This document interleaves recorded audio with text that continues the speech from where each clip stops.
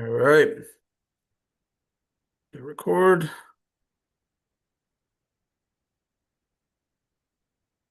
Okay, guys. Good topic this week. We're going to be talking about how to manage finances.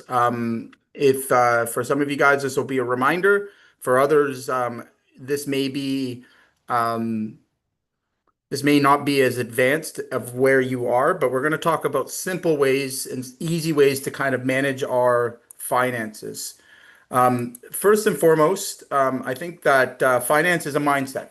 Okay, so I think sometimes, especially in the early days of your contracting business, it's one of the most neglected things, and it's kind of an oxymoron because we get into business to do what? Make more work, be more busy.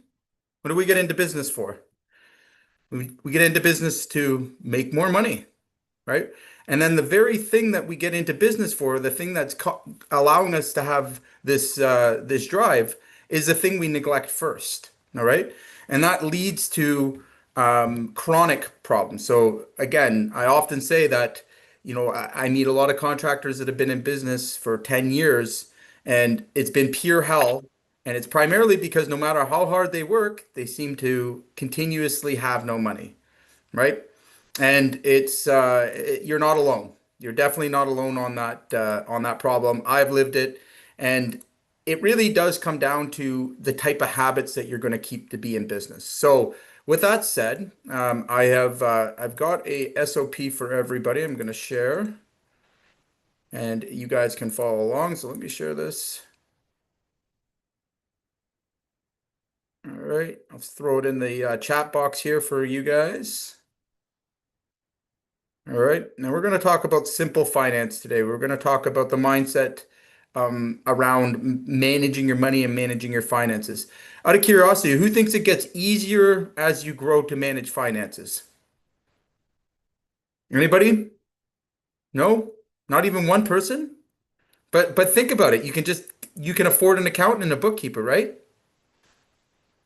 Okay. So first myth that I need to dispel here in terms of developing a mindset around profit and money making. Your accountant and bookkeeper, although probably good professionals, his job is to actually report your income to the government. Okay. It's not to manage your business. It's not to tell you where your money's leaking out, although some do try. It's up to you to manage your finance. Okay.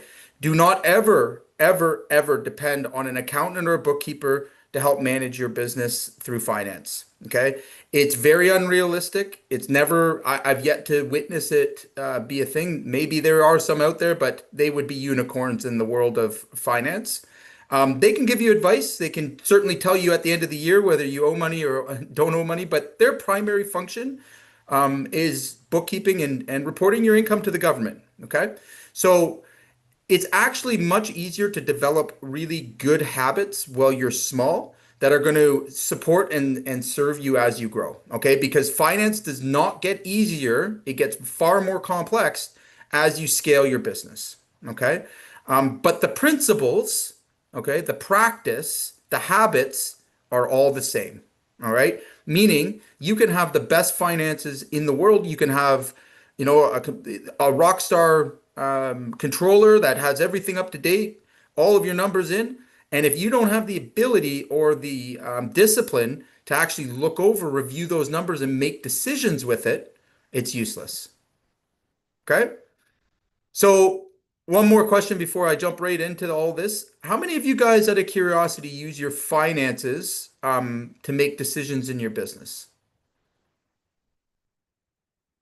Maybe I'll put it another way. How many of you are actually using your P&L and your profit and loss and your job costing to make educated, data-driven decisions? Give me a one in the chat if you're one of those guys. Sivash, I know you do. Greg, I definitely know you do. Mario, yeah, you're getting there. Okay. And with that said, when we use that data, that important information, like imagine that concept, using profit to manage our business and make decisions with it. Is that like, am I talking crazy up here? Right? How much easier is it to sleep at night? knowing if you made money or you didn't make money, right? Is there potentially things that you've maybe abandoned that were making money possibly, but you didn't know it, right? Were there some decisions that you made that were maybe emotional or reactive, not realizing the impact, all right, and has cost you, I don't know, time? I know I certainly have. I'm 100% guilty of it. Okay. I might even make them to this day. It happens, right? So the benefit of hearing me out on this particular conversation is what it allows you to do as a contractor is look at the ugly truth. Okay. And when you have the ugly truth, all right, it allows us to make informed actions. Okay. Whether it's good or it's bad, all right, knowing your score, knowing where you stand financially is how you stay in business long term. This is essentially the steering wheel of the ship. All right. Now, sad to say, I say most of contractors are driving down the highway completely blind, no hands on the steering wheel. Am I right? Just praying and hoping. And that's the epitome of gambling. All right. And that's why 93% of contractors fail. All right. Flat out, that's the bottom line. That a lot of the problems they encounter are problems they could have navigated through, especially when it comes to cash flow. All right. But I get it. A lot of us got into being contractors for the absolute opposite reason. If we wanted to be finance guys, we probably would have got into that, right? So, is anybody here particularly intimidated by numbers? For Anybody sure. here really intimidated I or struggled a lot. okay? So what was it that overwhelmed you? It's going from, for me personally, and I'm not a CEO mindset yet. Like I was helping Johnny and he's got the chops. But to go from like small business thinking to corporate thinking and the bigger picture of how dollars are used and back costing and all of those pieces, it can be a little overwhelming when it's just no longer simple equations. For me 100%. personally, I'm not a math girl. I'm a people girl. Right. So it's like a whole new world of education for me. Okay. That's And just and that's personal. the answer that I typically hear. All right. So you're definitely not alone on that. Um, But here's another big misconception that exists, and I think it exists amongst big and small contractors, guys that are doing it. And that misconception is most contractors believe if there's money in their account, they're doing fine. But what if that's the exact thing that's maybe holding back the business? Okay. So having cash in the account doesn't mean you're profitable. It just means you haven't hit the next crisis yet. All right. And what I mean by that, especially for guys that are, have collecting deposits and things like that, is that it's very, very easy, all right, to misunderstand your numbers. Okay. It's very, very easy just because you have money in the bank. And I see this as a chronic issue, especially amongst growing remodelers, anybody that's has future liability with those payments is that they get a bunch of money into the account and then they take their foot off the gas, or they start to get sloppy with their job costing, or they don't do job costing at all. This is a very common problem as well, right? So with that in mind, today what we want to talk about is, even if you are just starting out, or all the way up until you are full scale, this particular system works well all the way up. There is a way of looking at your finances and using your bank accounts. All right. So not a lot of change, but using your bank accounts to actually determine if you're making profit or not. All right. So here's what I see happen with contractors that follow this path, right?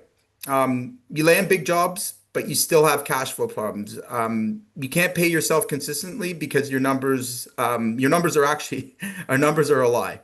And you make a lot of gut-based decisions that backfire, right? So again, in terms of resolving this problem, all right, you guys may let me pull up this SOP, and we're going to go through an easy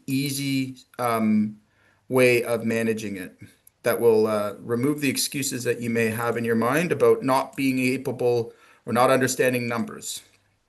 Oh, just give me 1 second. All right. So you think I would have mastered Zoom by now? There we go. All right, you guys see my screen? Good, good. All right. So, how many of you guys here have heard of the profit first concept? Okay. All right. So again, what I love about this particular one is it's very, very practical. Okay. It does require some discipline, but the logic behind it and the actual practice of it makes things very simple. So a lot of us, and again, for many years, I was intimidated by P&Ls. All right. I was intimidated by, the general ledgers and accounting practices, and I avoided them. I knew in my gut it probably wasn't a good, wasn't good, right? So I just full out avoided it. All right. When I started taking accountability for myself and my finances, this would have been probably 10 or 15 years ago when this particular training came out. But it's a very simple concept. We're going to open four accounts. Okay. We're going to have an operating account. That's for our day-to-day operations. All right. We're going to have a profit account. All right. We're going to have an owner pay account. All right. And we're going to have a tax account. All right. So the profit account should always have 5 to 10%. Every check goes here, right? So you're actually removing from every single check you collect, you are removing your profit first, right? What a concept. What a concept. So again, for guys that are unsure if they're pricing properly, all right, this starts to become very, very clear when these counts have to start lending back and forth, right? So if you're not hitting your profit goals or hitting the benchmarks, you're going to see that that profit account is not where it should be, right? The owner's pay account. This is another area I see many, many owners, and actually just recently had a discussion with one of our members that were wildly underpaying themselves. Okay. Now, on paper, all right, they're not doing too bad, but without that pay included, all right, and again, without actually paying themselves what they're worth to their company, all right, those numbers are inaccurate. They're not really running a business. The business is more running them because if we were to take their what they would make just having a job out of that, that profit, they'd have none, right? So again, is anybody here ever come to the conclusion that they were just working basically a slave in their own business? It's a hard pill to swallow, right? And a lot of us avoid that, knowing the answer. All right. I've myself personally not taken a check in over a year in some companies or in my first business for sure. And that becomes very painful, right? When you're the poorest person in the business. Not a very good concept. And again, this is about facing reality, right? Does your business actually have the numbers to be called a business, or have we just given ourselves a very stressful and risky job? Okay. So, anybody overwhelmed with the idea of having four bank accounts? A little bit? Okay. All right. I mean, compared to the alternative, which is to try and decipher what you have and what you can spend from your P&L, right? How many of you guys are actually using your accounting systems, all right, to predict your cash flow, predict your profits? I didn't think so. And the real reason behind that, guys, the real reason behind that is because your typical QuickBooks and accounting systems, they're designed, the whole process is designed to look in the past. Okay. It's designed to report your income to the government. It's never up to date. Okay. So think about it. There's probably not a single person on this call that has their books up to date, right? To the minute. All right. And it's what we call a regulatory accounting system. All right. So regulatory meaning we are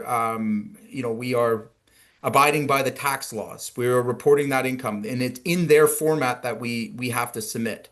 Okay. Now, the other part of this, which we're going to talk more and more about, because there is some very important practices that got to go along with these four bank accounts, all right, is management accounting. Okay.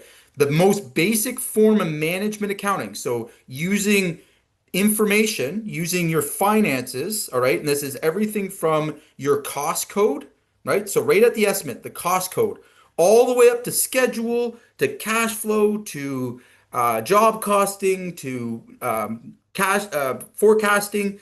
All of these things are created to look into the future. Okay. So when you can look 3 months ahead of where you're at right now, all right, and you have 90 days to make a decision or to correct the ship, all right, does that give you an advantage? Of course. All right. Good contractors live 90 days in the future. All right. I'm going to say that. I'm going to say that again. I don't care. It may be disputed. If you are only focused on today, you're going to be too late to a lot of things. All right. And it's in a lot of cases, this is where you're going to find your biggest cash flow problems, your missed opportunities. This is where you're going to stay stagnant and stuck. All right. So guys trying to move off the tools, trying to run their businesses. If you're operating on a day-to-day base, okay, again, that's equivalent in my eyes to putting everything on red and gambling. All right. We have to be able to look forward into the future. We have to be able to know when our sales go up and down. We have to be able to implement things now to correct things that are going to happen in 90 days, or else it becomes a runaway. All right. So a lot of times, and I have this conversation almost daily. All right. Contractors are playing a game of feast and famine, right? They get a big project. All right, they put all their time in and they go and work to get the project done. And then they get towards the end of the project and they go, "Oh, yeah, I don't have another project lined up." Right? Or they play the revenue roller coaster. Okay? It's not supposed to be this way. All right? And in order to be successful in your business, we have to be able to predict certain things that are going to occur, right? One being revenue. Okay? Revenue, playing the revenue roller coaster, all right, messes with a lot of other calculations that go on in your business, such as overhead. Okay, so I'll give you the perfect example of this. I'm in roofing, all right, so every year during January and February, you can imagine that the revenue of the business drops. Okay, whether I like it or not, that is a part of the challenge. Now, guess what? Every other roofer has the same challenge. Their revenue drops. There's only so much you can produce in a snowstorm, right? So during January and February, we have to be very clever about how we manage cash. All right. We also have to be very clever about how we behave from March. Okay. So in our world, what happens in March? Everybody comes out of hibernation. All right. And they start pricing things as if they were hungry little rodents.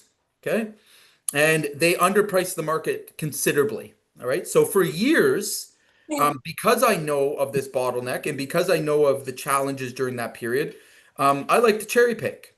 All right. Meaning, if I can avoid pricing in March, and this might sound counterproductive, but if I can avoid the rat race of pricing in March, and I can cherry pick only the top clients, the referral clients, I don't even turn marketing on during that month period. All right. What I'm waiting for is for all the other guys to, you know, get their low paying, low profiting jobs. All right. All the early birds, and where they drop their pants and get booked up till June and July with low paying work and battle each other. And I simply wait till the beginning of April. Okay. That strategy's worked for me for years. You know what else I do? I send all of the low paying or the price shoppers to those competitors that I have. Right? I love to share. Love to share. Okay? And I only focus again on the high profitable jobs. All right? Now, I can do that because I'm not looking at March. I've already booked our cruise back in December. So when everybody is really busy, in November and September when there's a big push till Christmas, they stop marketing. They stop selling. Not us. That's our go time. We book up all the way through March, April. I can sit, flat out through that. So when everybody else is going left, I'm going right. Okay? I'm accumulating enough work to book my spring and we have a quota to hit. All right, so that I can sit back and wait for the low paying jobs to weed out. And then what ends up happening a lot of times is they can't even get to the jobs. Right. So in the metal roofing world, lots of guys over indulge in low paying work. And then all of a sudden their customers are turning those jobs back over to us when their contractor is all of a sudden unable to make the job and I get them more at my price. Okay. So again, the point that I'm trying to make here, guys, is that in your numbers, in your forecasts, you can predict what's going to happen ahead of when it happens. If you've been in business for more than a year, you can totally predict what's going to happen. Okay. And you can avoid those trends. The same thing with marketing. Marketing takes about 90 days, right? And a typical sales cycle is 90 days. So if you wait till you're completely out of work to start doing those things, you're 90 days late, right? Hence why then we underprice, we get desperate, we do silly things. Okay. So we have to practice some discipline here. All right. And it has everything to do with your finance. It has everything to do with your cash flow. Okay. But you've noticed that all of these things that I'm discussing with you, ultimately come down to discipline, right? So what do we do to stay on top of our finances?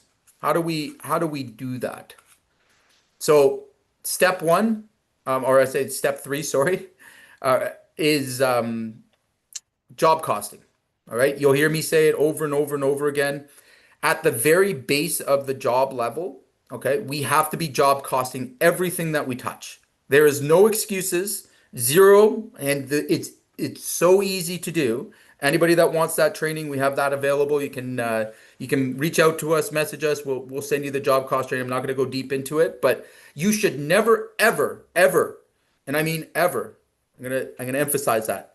Start a job without job costing, right? So your estimate, all right, is compared to the versus the actual, all right? Now, I can say without a shadow of a Yeah. doubt, oh, I can say without a shadow of a doubt, that most contractors that come in with financial issues are a pure symptom of no job costing. Okay? This is where we can make educated decisions before problems start, right? So when we make a mistake when we're estimating, all right, how soon are we able to determine what that was and make an adjustment? Out of curiosity here, maybe just throw a one in in the chat. How many of you guys are job costing every single project? I know a few of you would be, but No, no? Okay. I am, but I'm not reviewing it on a. We should start reviewing on a weekly basis as a team, eh? Or at 100%. least or at least a monthly basis. Yeah. So again, it doesn't even have to be that way. So job costing gets updated like your bookkeeping accounting. And again, like when you build these into your management systems, like Mm-hmm. for us, for example, you can't order material without updating the job. It's all built into our system, right? Like everything is real time. Now, in my job cost training, you can use a spreadsheet, which is again, spreadsheet outside of your QuickBooks. Don't wait for your QuickBooks. You have to make this the core mechanism in running a job. Okay. If you want to get really efficient at it, and again, we help set up systems that allow you to see all this stuff real time.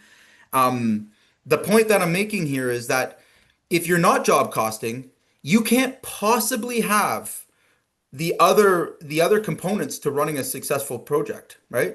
In my eyes, there's at least 15 operations that come off of your job costing. Okay. And it should be active and live. So for example, um, Yeah. let's say that you are mispricing a job cost code. Okay. So, when you look back on a job, can you determine whether it was the I'll use roofing as a reference. If it was the tear off and removal that you lost money on, or was it the installation portion of it, right? All those can be tracked back to a job cost code, right? Was it your overhead that wasn't in line, right? So problems with overhead, for example, happen when you have a low revenue month and you don't hit your break even point, right? Meaning that your liabilities and your COGS equal. what you've been paid, right? So that break even point, all right, before you make profit, if you haven't hit that, that means that you have overhead to recover. Okay. So each month your overhead percentage would be different in a lot of situations. Okay. And it's because is anybody here have the same revenue number every single month? Anybody Mm. ever had the same revenue just even one month? I haven't had one in 21 years. 23 years, sorry. I've never had a month with the exact same revenue. Okay. So how could my overhead percentage be the same? It can't be. The answer is it can't be. Okay. So on the other hand, too, there's months where we've exceeded or gone well beyond what our typical revenue base was, and we were able to become even more competitive. Okay. Even more competitive, meaning my overhead absorption was actually lower. Okay. My profits went up. Okay. On the other side of that scale, I've had months where we had really slow months. Okay. January, February is a good example. We'll typically do 200 to 300,000 in January and February. All right. But that's well below my break-even point for my overhead recovery. So that means my overhead has to be higher as a percentage during March, April to recover that overhead that I may have lost. Yeah, go ahead, Sivash. Um, so let's say I have 12 months of overhead, Hmm. but I run for 9 months, Yep, perfect example. Okay. right? So I would take 12 months and I would amortize it into nine. Absolutely. And then So and then what you would do on a monthly basis, and we have this operation, is you would do an overhead recovery calculation. Okay. So meaning if you didn't hit your revenue targets and your profit margin target, okay, so like let's say you're shooting for a minimum 30% 20. margin, right? Okay, 20. Okay. Yeah, 20 fine. net, Yeah, so and yeah, that's ideal. But 20 net 30, club. some companies can get away with 30% margin, not markup, margin. Depending on what sector you're in, if you're doing a higher volume, let's say you're hitting 1, 2 million bucks, you can slide by with a 30% margin as a gross. Okay. That means that you would have to fit. That's like a Four. 44% markup, something like that. But you can slide by with that. Anything below that, I'm again, you're just pretending to be in business, right? There's just no profit. There's nothing left. Like, and remember, your revenue target has to be up, right? Can you run the same 30% margin on a $500,000 business? Probably not. You're not gonna have enough to make it worthwhile, in my opinion, right? If that makes sense. So imagine, like on 500,000, right? That's 150 grand. So if I'm running $700,000 overhead, Yeah, that's a high divided by overhead. not divided by that's high. That's after I pay You would myself. you would divide that by nine, but you would also, again, it's all about like coming to accountability for what you actually hit as a target. So the biggest mistake I see is guys set their overhead percentage based on those nine numbers, but they keep it the same. That's gambling, right? You're betting on a variable. Do you understand what I'm So saying? so $80,000 a month roughly. Yeah. So like if you were to take that, right? But let's say again, you had a slower June and you didn't hit your revenue target. Okay. So like let's say your target's 300K, right? From that, 330% would right. be 90. Yeah, That's not roughly. So 80, 90. Okay. So you hit that. So we lower it more. So let's say you hit 100. Okay. And you were supposed to do 300. Most guys will keep riding the same overhead recovery, not realizing that they've actually ran out of profit. They don't have money to run the business. They're eating into cash flow, and they'll still stand in front of me and tell me they're profitable. No, you're not. If you have 2 bad months, you have to add that overhead onto the following months to recover it if you want to stay with your actual profitability and your margin. overhead and That's right. profit. So it Overhead and means your profit. prices have to rise. And again, what happens? This is where not knowing the Prices have to numbers. rise because I Right. can't just increase capacity. That's right. You've got it. You've got it. Okay. So So 80, and say we're trying to do 300 times 9, 2.7, mhm, right? mhm, 2.7, 20%, half a mil. mhm, Half a mil, nine. call it 50. Yep. So I'm trying to clear 130 a month. Right. There you go.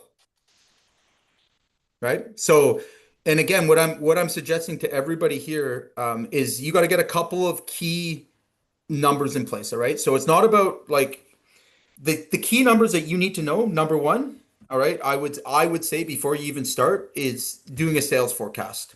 Okay. Too many guys I go. got a sales Yeah, forecast. I've worked with you on it. So, but having that sales forecast that allows you to know which months have the most likelihood to grow, all right, prevents you from making a lot of mistakes that guys make, right? So again, what doesn't happen is because you're not reviewing your finances, you think you're in a totally different position, okay? And Mm-hmm. and you're running the car blind. So a prime example of this is again, even $30,000 less of your overhead, right? Or $30,000 off of your revenue growth. Like, I mean, you're talking three, four, 5,000 bucks in overhead,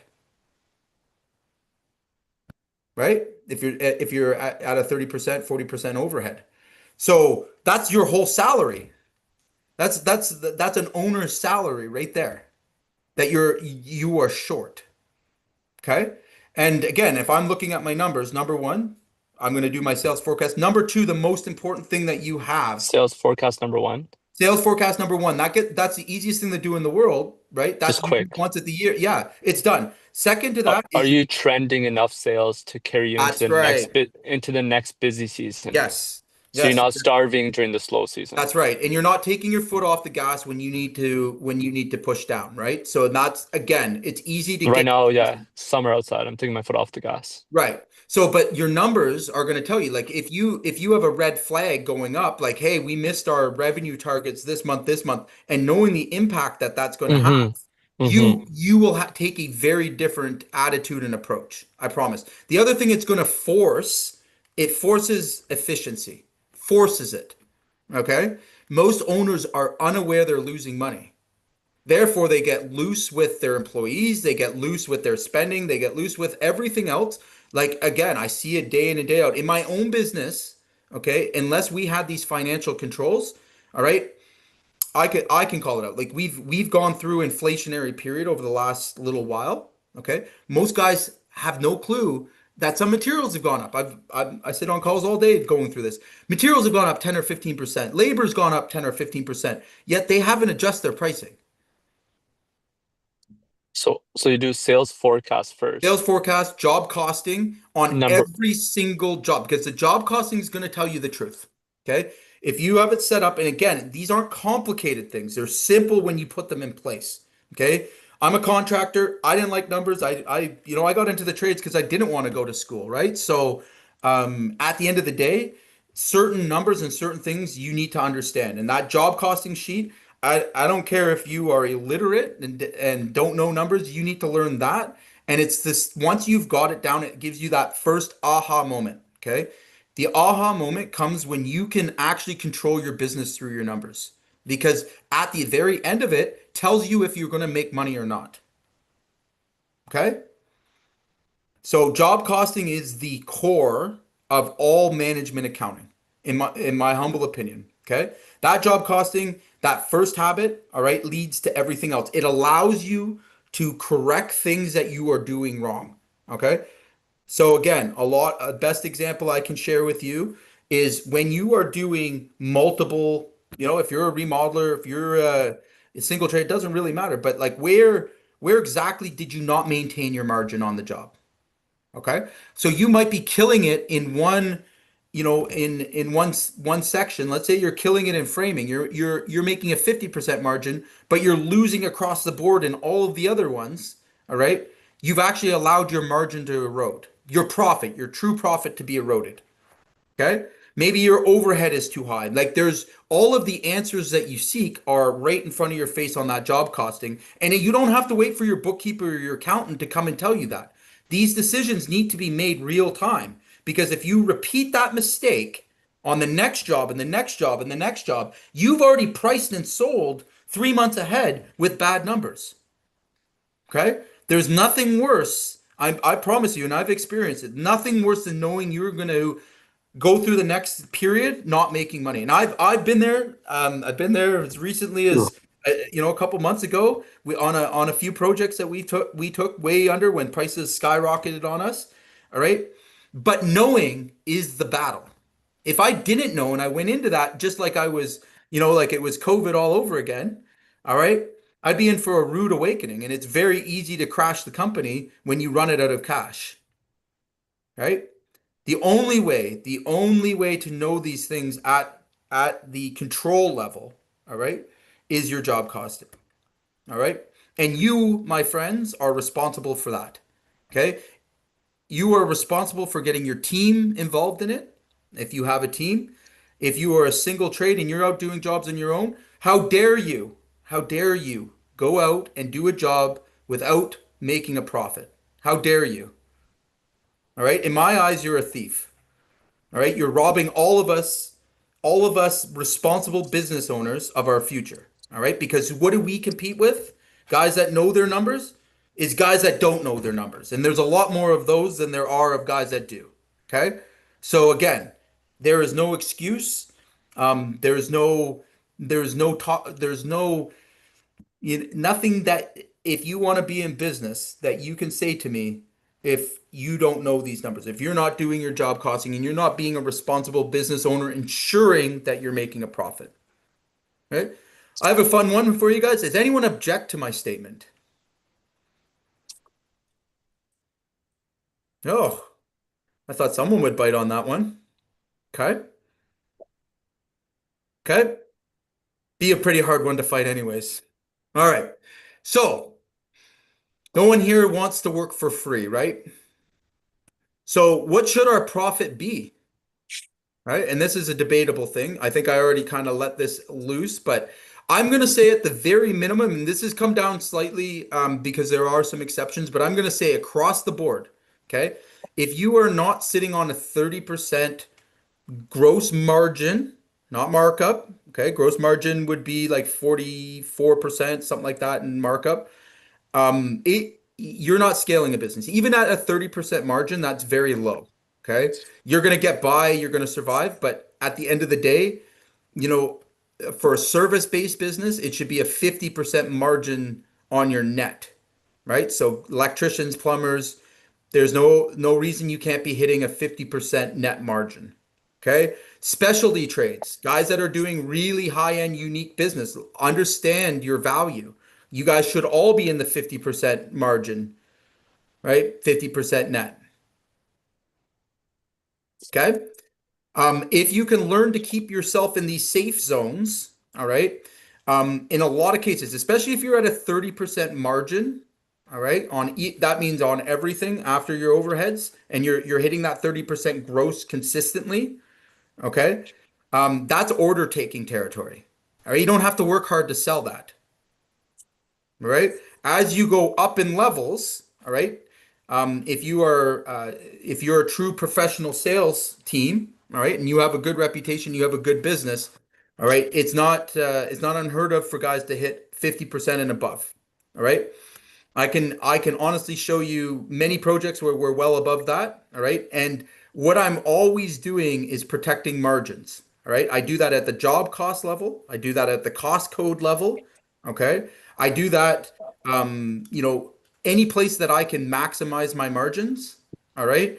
Without obviously blowing my opportunity of selling things. So here's the other point that I'm going to make. Um, Most of us aren't aware of this, but if you want to control your business, okay, should we be pricing the same across the board all year long and not changing our prices? Ooh. Hmm. Right? So the same thing I just explained to you about overheads going up, all right? Could profit probably go up when you're busier? Could you control maybe the kind of clients you get? So it's simple supply and demand here, guys. All right. This is what I want you to understand. In your busy seasons, which you would be able to predict with your sales forecast tool, right?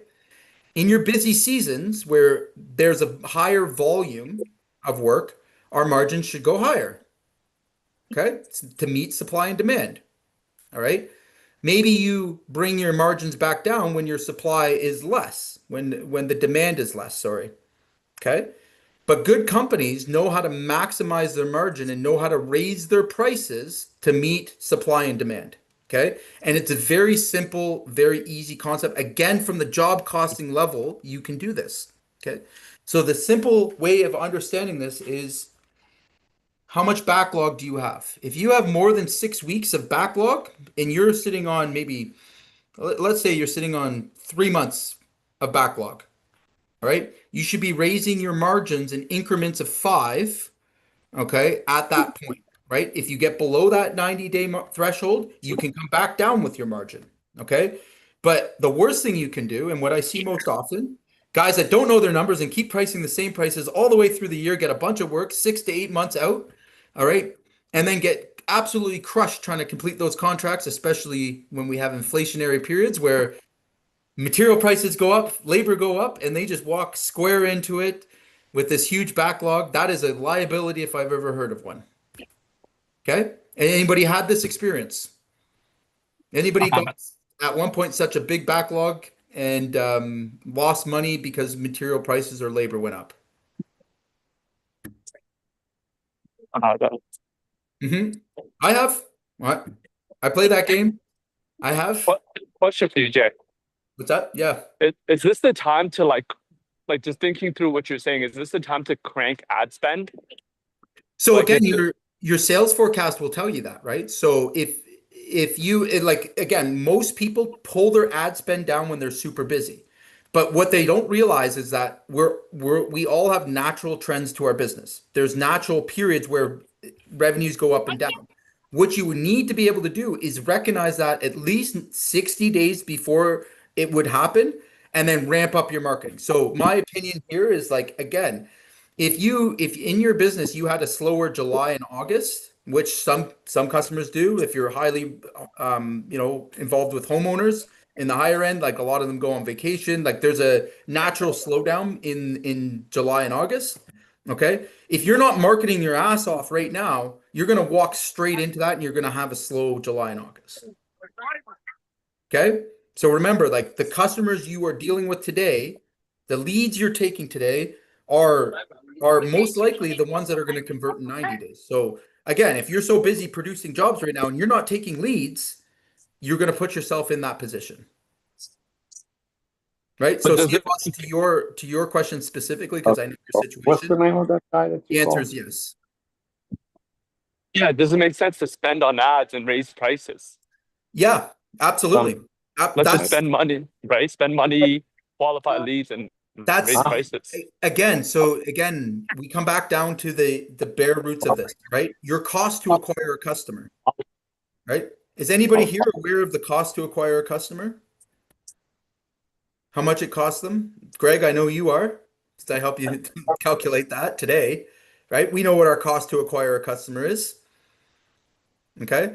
If you have an opportunity and there's demand in the market, Oh, you would be absolutely silly not to take those leads and then doesn't- raise does. your pricing on it, Garage is here, a handler is right? here, Yeah. and there is a reach. Yeah, let me just go on. This section, then I- Hold on. this section. Okay. So again, our job is to capitalize and to earn profit for the business, is it not? Right? None of us here are disillusioned to that. Okay. So back to what matters. All right. Number one, if you're not doing it, okay, you need to start. The first thing is in a job cost, to have a job cost be efficient and work really well for you, where you can use that information to make day-to-day decisions. Okay. I highly recommend cost codes. All right. This keeps your pricing organized. This allows you to see and diagnose where jobs went off the rails. All right. Or went really well. You won't be able to profit maximize if you don't have these numbers. Okay. If you're just looking at jobs, at the top level, I made money or I didn't make money. That's a really silly way to run projects because you'd be leaving tons of cash on the table. Okay. What are some common uh, cost codes? Like, Um, how do you dissect everything? yeah, so every cost code would have like a labor or material element or equipment element. So you take the things, the activities that you do most frequently in your business, okay? And you build those into a cost code. Now, between labor, material, and everything else, there's going to be variables, right?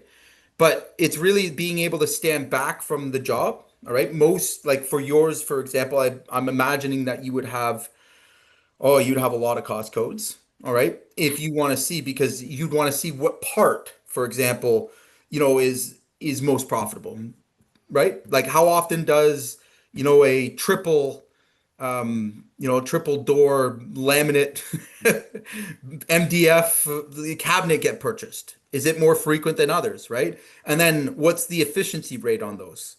So a cost code, again, when you become a general contractor, you have hundreds of cost codes. But at the end of the day, it's very simple to understand cost code. Cost code is all of the components that it requires to produce that thing, right? So again, if you're a general contractor, how much is it to do roofing? How much is it to do your plumbing? How much is it to do? And you may have a subcontractor, you may have your own labor, but it all goes within that cost code. All right. That way, you know exactly which section of the job that you've lost money or which section gets the least resistance, right? And we have room to move up on. So, especially for you, Mario, when you look at the whole job, it's hard to see what really brought the value to it, right? Where again, maybe people are frequently buying a certain cabinet type or a certain product that you have, all right? And there's probably a reason behind it, right? Maybe it is price low, right? Or there's a way of making that more efficient. Your cost code will tell you, okay? Because if you run it more and more, the more important thing with the cost code is if something is consistently underpriced, you just adjust the cost code, right? You add more hours, you add more material, that way you're not running blindly into everything, right? The worst is not knowing where the problem's stemming from, right? That's where we lose control. That's where we get overwhelmed. That's where we get high anxiety. Again, when you're looking at a big group of jobs and you don't know which one made you money and which one didn't, all right? Pretty hard to rinse and repeat success there, isn't it? Of course. Okay. So I shared with you guys a lot of information, all right? A lot of stuff that you may or may not have been aware of, all right? I feel like it's important for us to always be talking about this, okay? You just like in sales, all right? You're never done in finance either, okay? There's always stuff to improve and to learn and to make clearer, okay? But the guys that ultimately have the best control on their finances and have figured out a process and system that works for them, and there's many, okay, are the ones that are in the top 10%. They're the ones that are really making the money, okay? So imagine yourself, again, the guy that makes a 50% margin has a ton of backlog or a decent amount of backlog. All right. Is that a business that can run itself? Yeah, Yep. 100%. 100%. If you're in 100%. that exclusive club, okay, you can more than afford to hire people even more talented than you, More talented. right? So the What's the mistake, the mistake we make, all right, is even as a small contractor, all right, is misunderstanding these numbers and what they represent. Okay.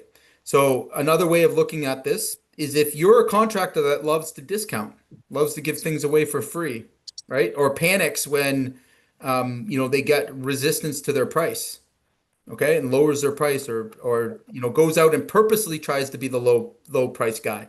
All right. Even if you lower your price 10%, you are now required to do 33% more work to make that up. Just 10%, right? So it's the absolute definition of working smarter, not harder, right? Learn to sell, learn to market, learn to find niche, right? Learn to find opportunities properly, learn to present properly. Those things pay larger margins.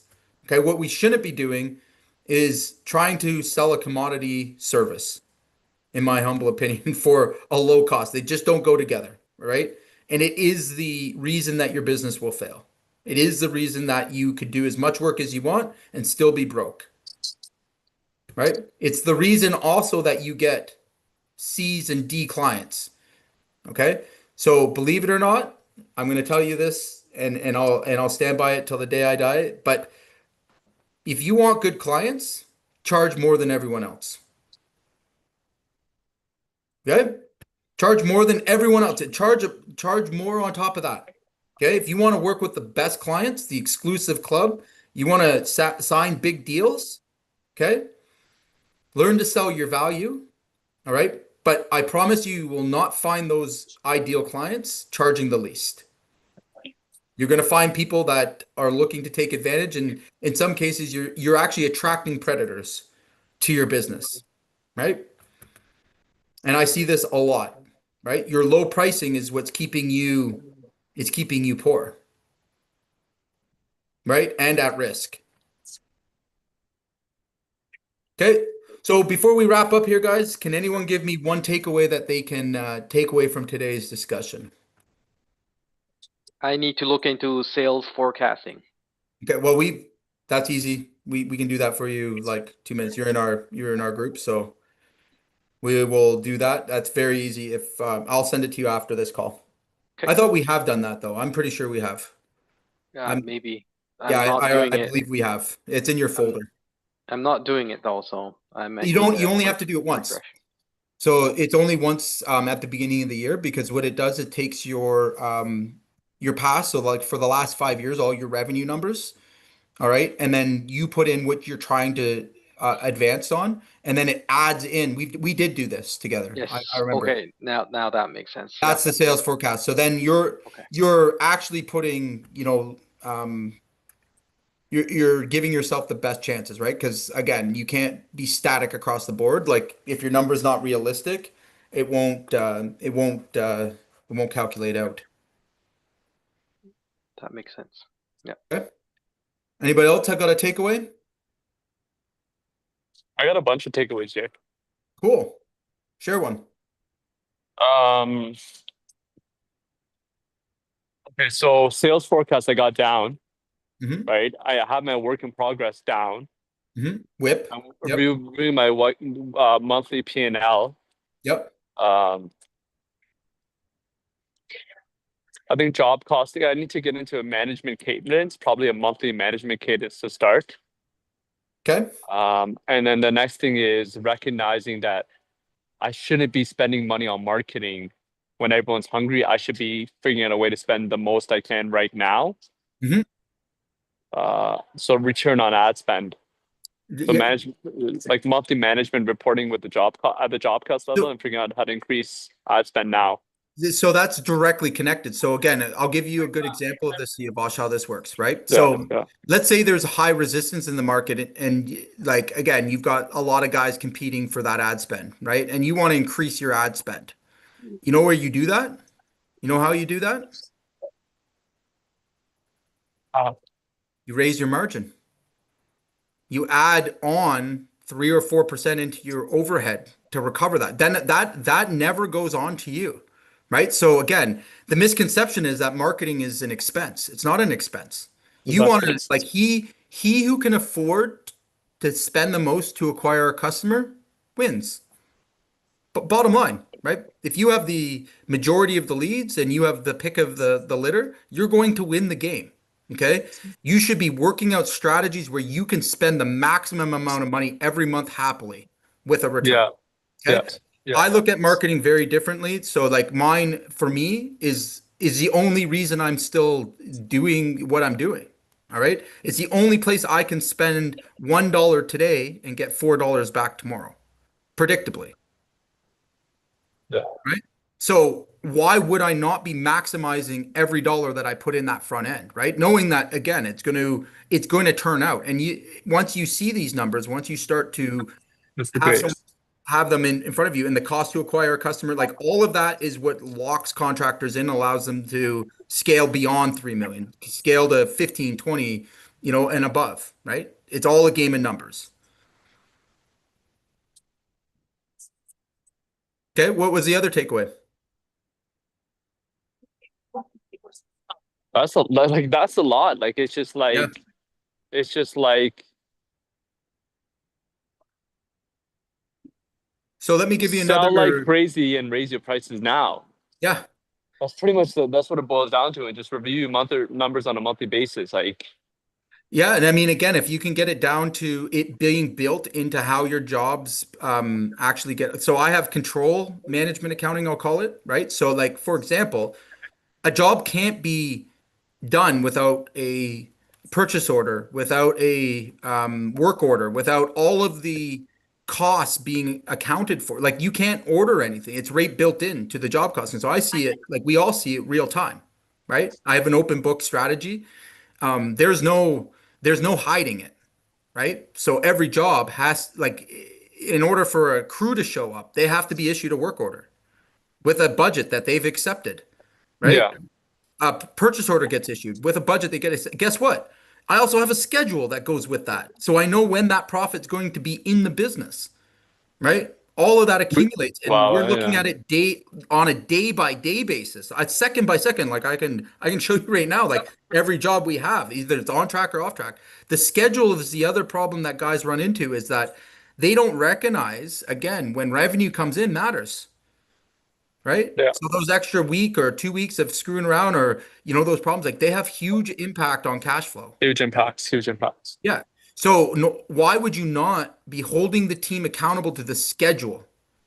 Right? If so much is riding on So, predicting your profit, right?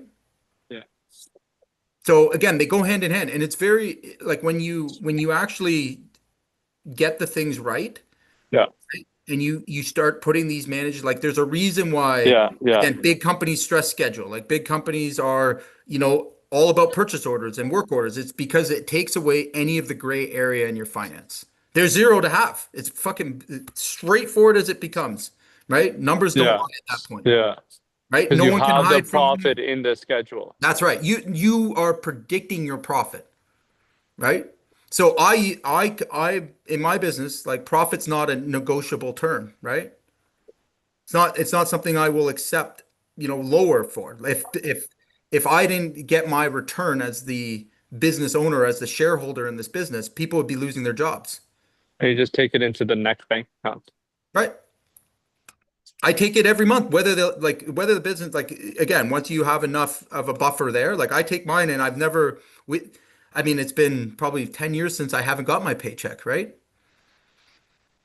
So, and it's just by having the balance of these numbers, right? By practicing and I started doing it at the very small level and continued with it's a daily thing, right? It should be ingrained in everything you're doing. So what's the cadence? Because this is all discipline, right? This discipline to review the numbers, So it's right? two things. It's two very important things that I want to be clear about. Number one, nowadays, like systems have advanced is like I've never seen them at this level, right? So gone are the days you need to use spreadsheets and like there's such good management. And you've got a few tools too there, right? Like there's no excuse at any level really that you can't see these numbers real time, right? With all of the software. But the problem again is that we never take the time to set that software up properly, right? We never take the time to find one that actually fits our business, right? And then we lose the discipline of you know using the data, right? It's easy to get busy, it's easy to lose focus, but you can't. Like as the business owner and CEO, all right, your job is to produce a profit for the shareholder. Okay? How can you do that if you don't know what the profit is? How do you know you're winning or losing? Right? That's your scorecard. That is your cadence, right? Did we profit? Yes or no? Bottom line, like it's black and white. Make sense? And on top of that, Siavash, the other thing that you want to incorporate is variance. Okay, so this is again, a bit more advanced. But if you want to know if your team's on track or off track, I don't look at necessarily the bottom line first. I look at my variance. Okay, so I want my quotes and my estimating, all right, to be within a 2% variance of what it actually costs. That's the ideal KPI you want to be at. All right. Harder for some trades to hit, but like if you can stick within a 2 to 5% variance from estimate to actual, you're in the zone, right? You have operations locked down. You've achieved something that most guys won't. Okay? Because most guys have a variance on their job cost sheets that are wild, right? I've seen them swing 60, 70%. Can you imagine, right? Like that's a roller coaster. That means that you have an estimating and pricing problem. Okay? So in your job costs, you're looking at variance. Does that make sense?